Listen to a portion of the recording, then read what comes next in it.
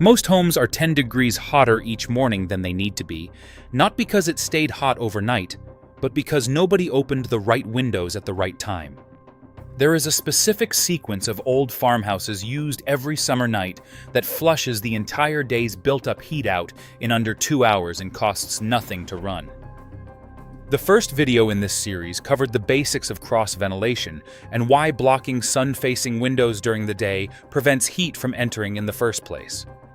This video is specifically about the nighttime flush, the single most impactful action you can take to reduce indoor temperature before the next day begins, and the one that the largest number of people either do not know about or get partially wrong in a way that cuts the effectiveness in half. Here's the core principle. Outdoor temperature in most American climates drops significantly overnight, typically reaching its lowest point somewhere between 3 and 5 in the morning. In many parts of the country, the difference between the daytime high and the nighttime low is 15 to 25 degrees or more, even in summer. Most of that cooling happens gradually between sunset and around 2 or 3 in the morning, and then the temperature begins climbing again around an hour before sunrise. The window you have to flush heat out of your home and replace it with cool outdoor air is roughly from 10 at night to 2 in the morning, and most households let that entire window pass, with their windows either closed or only partially open. What makes the nighttime flush more effective than simply leaving a window open is the direction and positioning. Hot air accumulates toward the ceiling of any room during the day and rises into upper floors and the roof space above the living area to actually move that stored heat out of the house. Rather than just circulating room temperature air around it, you need to create a flow that draws cooler air in from a low point and pushes warm air out from a high point. This is the buoyancy principle that old farmhouse architecture used deliberately. Open a window on the ground floor or at a low position in the room on the cooler side of the house, typically the north or east-facing side, since these receive the least solar heat during the day and cool off first after sunset. Then open a window or vent at a higher position on the opposite side of the house, an upper floor window, a bathroom vent, or a roof light if you have one. The cooler air flows in low, pushes the warmer air upward and out through the high exit point, and the movement continues as long as the outdoor temperature is lower than the indoor temperature. The difference in effectiveness between opening one window and creating a true low-entry, high-exit crossflow is measurable. A single window open in one room creates very little air movement beyond a foot or two from the opening itself. A properly positioned cross-ventilation setup using the temperature and pressure difference between inside and outside can move a meaningful volume of air through the entire house within 30 to 40 minutes, dropping the indoor temperature by several degrees in that time, rather than just cooling the air immediately next to the window. Now for the specific sequence that old farmhouses followed, because timing matters as much as positioning. During the hottest part of the afternoon, typically from noon to around 5 or 6 in the evening, keep all windows closed on the sun-facing side of the house and draw curtains or blinds on those windows. Open windows only on the shaded side during this period. This is the heat-blocking phase, and it dramatically reduces how much thermal load builds up inside the house during peak heat hours. Then as the sun drops and the outdoor temperature begins to fall, usually between 6 and 8 in the evening, depending on your location and the time of year, open all windows on the side of the house that the evening breeze typically comes from. Check which direction your prevailing evening breeze moves in your area. If you do not already know, in most of the central and eastern United States, the evening wind tends to come from the southwest, but this varies by region. Once the outdoor temperature drops below the indoor temperature, which in most climates happens somewhere between 9 and 11 at night, switch to the full flush configuration.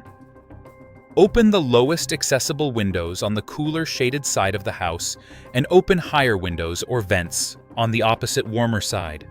At this point, you want maximum airflow through the structure rather than targeted cooling of one room, so open interior doors between rooms as well to allow air to move freely through the whole building rather than becoming trapped in separate compartments.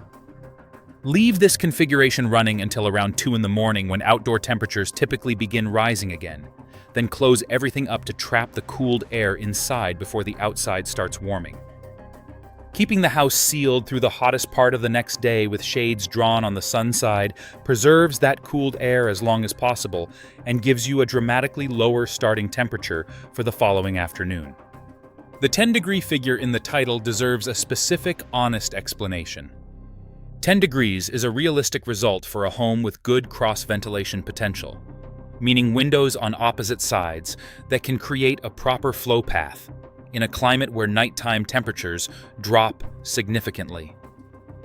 In very humid climates where nighttime temperatures stay high, the drop will be smaller. In dry inland climates where the temperature swing between day and night is large, the result can exceed 10 degrees. The U.S. Department of Energy has documented that well-executed natural ventilation can reduce indoor temperature by 8 to 14 degrees compared to a sealed house in appropriate climates, which is where the 10-degree figure in the title comes from. In extremely humid coastal areas or during heat waves where nighttime temperatures barely drop, the method still helps, but by a smaller margin. There is one enhancement worth knowing that requires nothing beyond a household fan, and it specifically addresses the situation where your house layout does not allow a natural high exit point for warm air. A box fan placed in an upper floor window facing outward, meaning blowing air out rather than in, creates a mechanical version of the buoyancy-driven flow. With the fan exhausting warm air from the upper level and a window open at a lower level on the cool side of the house for air intake, you get the same directional flow that would happen naturally in a house with ideal window placement, but you are creating it mechanically. Running a box fan in this configuration uses far less electricity than an air conditioner and can produce a significant temperature drop in the upper floors of a house that would otherwise trap heat all night. One common mistake worth addressing specifically, because it limits the nighttime flush more than almost anything else, is leaving interior doors closed while running the window sequence. Many people open the windows in the bedroom they sleep in, but leave the rest of the house closed, which creates a small air pocket around those windows rather than allowing the flow to pull air through the entire structure. The heat stored in the walls, ceiling, and furniture of the rooms you did not ventilate radiates back into the air during the following day and undoes much of what the partial flush achieved. Opening all interior doors, including closet doors, if the closet has an exterior wall, allows cooler incoming air to reach and cool every surface in the house rather than just one room. This is the single most common partial implementation of the method that limits results for people who try it and conclude it only works a little rather than a lot. Old farmhouses were designed with this principle built into the structure itself. Wide covered porches shaded the walls during the day, reducing the thermal load that entered through the exterior surface. High ceilings gave warm air more room to rise above the living zone. Transom windows above interior doors allowed warm air to move between rooms without opening the doors themselves. Central hallways aligned with prevailing breeze directions acted as dedicated airflow corridors. None of this was decorative. Every element was a passive cooling decision made by people who had no alternative and had to get it right. The practical version of all of this for a modern home requires no renovation. The window sequencing, the directional positioning, and the timing are the three variables you control entirely without spending anything. If you follow the sequence described here for the next 3 nights and check your indoor temperature each morning before you open anything, the difference from where you started is the number that will tell you how much cooling potential your specific house has. Most people are genuinely surprised by how much that number changes. The next video in this series covers the one structural modification that costs under $20 and permanently improves how much the nighttime flush delivers, even in houses where the window layout is not ideal for natural cross ventilation. Stay subscribed for that one. Let me know in the comments what climate you are in and what your indoor temperature typically is when you wake up on a hot morning, because that tells me which part of this system will make the biggest difference for your specific situation.